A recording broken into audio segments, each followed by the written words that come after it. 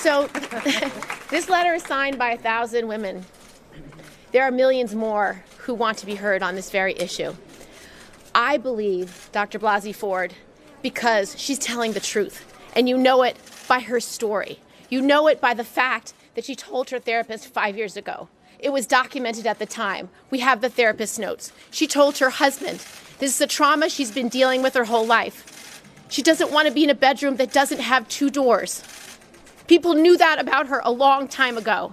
She told a friend a year ago. She told a reporter before Dr. Kavanaugh was ever named. These are the hallmarks of truth. These are the hallmarks of someone who wants to be believed because she fears that if this person is confirmed, he will do terrible things for American women. She is concerned that he does not have the character, the integrity, the honesty to be a Supreme Court justice. I believe her because she's telling the truth.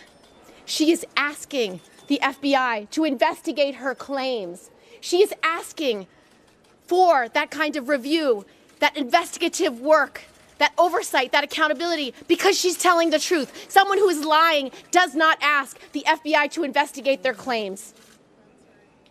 Who is not asking the FBI to investigate these claims? The White House. Judge Kavanaugh has not asked to have the FBI review these claims. Is that the reaction of an innocent person? It is not.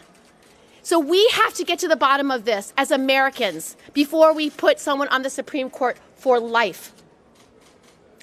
I am very concerned that my Senate colleagues on the Republican side of the aisle, those on the Judiciary Committee, are unwilling to get to the bottom of this, don't want the facts.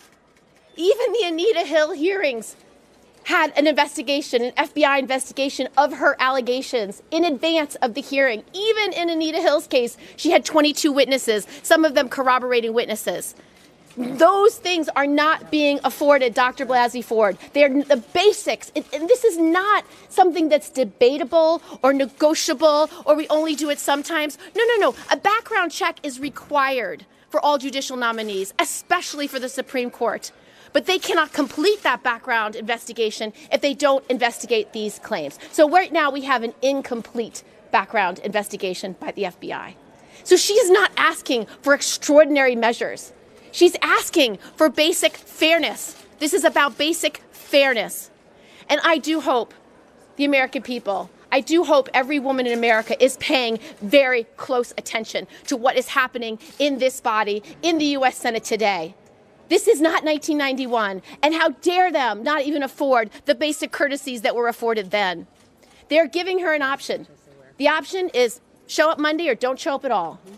I consider that to be bullying. I consider that to be disregarding. I consider that to be something set up for failure. They would like a he said, she said scenario. Because you know what happens in those scenarios? The men are typically believed because you see those issues through your own lens. Why not have the corroborating witnesses? What are they afraid of? Why not have the therapist come in, her husband come in, her friend come in? Why not have Mark Judge testify under oath to the FBI and then in front of the committee?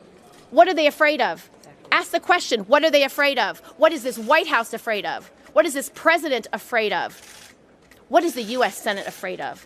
What are the Republican members of the judiciary afraid of?